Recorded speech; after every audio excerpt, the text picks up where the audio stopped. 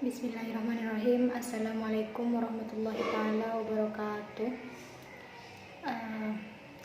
Baik, kami di sini dari kelompok 4 akan menjelaskan PowerPoint yang berjudul Otonomi Daerah.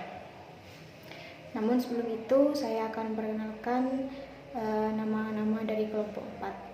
Yang pertama, saya sendiri, Atika Aljana Puji Lestari, sebagai moderator sekaligus presentator pertama, dan rekan saya Dela Arifah sebagai presentator kedua.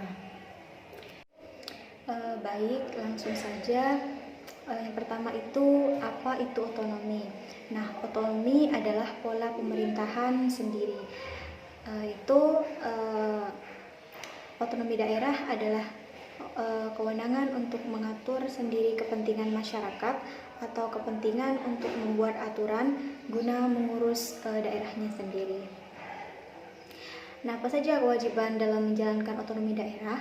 Di sini disebutkan menurut Undang-Undang Nomor 32 Tahun 2004 Pasal 22 terdapat kewajiban yang dimiliki daerah, di antaranya melindungi masyarakat, menjaga persatuan dan kesatuan dan juga kerukunan nasional serta keutuhan NKRI, meningkatkan kualitas kehidupan masyarakat, mengembangkan kehidupan demokrasi, mewujudkan keadilan dan pemerintahan, meningkatkan pelayanan dasar pendidikan, menyediakan fasilitas kesehatan, menyediakan fasilitas sosial dan fasilitas umum yang layak untuk mengembangkan sistem jaminan sosial, menyusun perencanaan dan tata ruang daerah, melestarikan lingkungan hidup, mengolah administrasi kependudukan, melestarikan nilai sosial budaya, urusan wajib lainnya yang diamanatkan oleh peraturan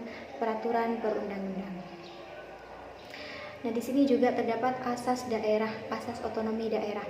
Berdasarkan Undang-Undang Nomor 23 Tahun 2014 tentang pemerintah daerah, terdapat 3 jenis penyelenggaraan urusan pemerintahan yang menjadi dasar bagi pemerintah daerah dalam pelaksanaan otonomi daerah.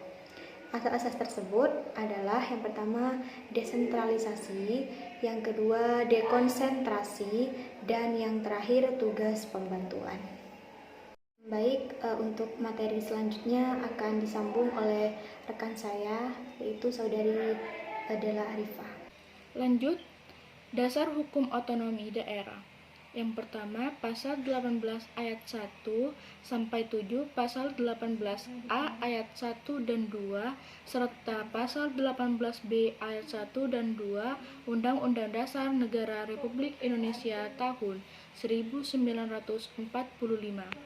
Yang kedua, ketetapan MPR RI nomor XF MPR 1998 tentang penyelenggaraan otonomi daerah, pengaturan, pembagian, dan pemanfaatan sumber daya nasional yang berkeadilan, serta perimbangan keuangan pusat dan daerah dalam kerangka NKRI.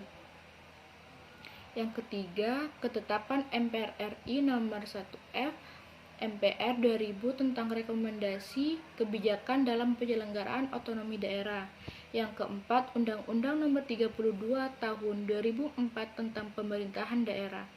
Yang kelima, Undang-Undang Nomor 33 Tahun 2004 tentang perimbangan keuangan antara pemerintah pusat dan pemerintahan daerah.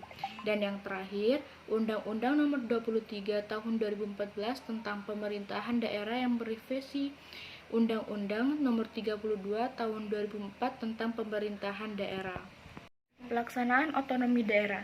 Dengan adanya pelaksanaan otonomi daerah diharapkan dapat memperbaiki kesejahteraan masyarakat. Melaksanakan otonomi daerah cukup penting dalam rangka mengembangkan suatu daerah yang disesuaikan dengan potensi dan kekhasan masing-masing. Melalui kebijaksanaan sistem otonomi daerah bisa menjadi sebuah kesempatan yang baik bagi pemerintahan daerah untuk dapat membuktikan kemampuan secara maksimal dalam melaksanakan kewenangan yang sejatinya adalah hak dari tiap-tiap daerah. Selanjutnya, tujuan dari otonomi daerah.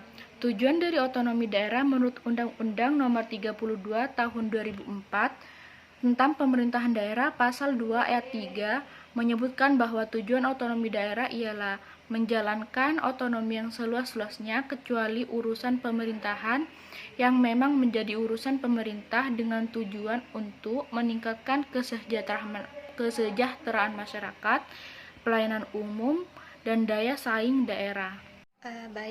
Untuk selanjutnya yaitu contoh daerah otonom. Salah satu contoh daerah otonom adalah menentukan UMR sesuai dengan kebutuhan dan kondisi di wilayah tersebut. Nah, selain itu, UMR ini juga berkaitan dengan pertumbuhan ekonomi suatu daerah. Semakin tinggi kemampuan ekonomi daerah, maka akan semakin tinggi pula UMR yang diberikan, seperti itu. Mungkin hanya itu materi yang bisa kami sampaikan pada pagi hari ini.